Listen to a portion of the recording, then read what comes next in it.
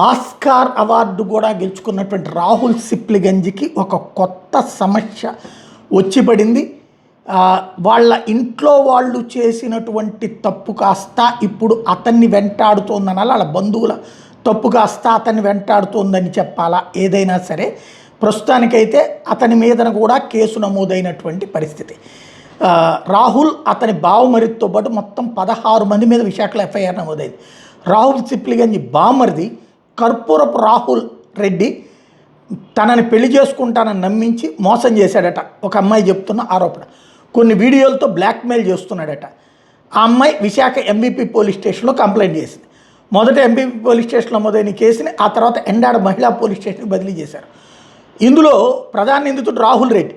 అయితే రాహుల్ రెడ్డి బావగా రాహుల్ సిప్లిగంజ్ పేరు ఉంది కాబట్టి బాగా అతనంటే పాపులర్ కాబట్టి అతని మీద కూడా కేసు పెట్టారు. హైకోర్టు అడ్వకేట్ గీతా ప్రసన్న చందన దీంట్లో మీడియేటర్షిప్ చేసిందట. జర్నలిస్టులు కూడా ఉన్నారట ఇందులో. టోటల్గా 16 మంది మీద బెదిరింపులు, సైబర్ హింస, కుట్ర కోణాల్లో ఎఫ్ఐఆర్ నమోదు చేశారట.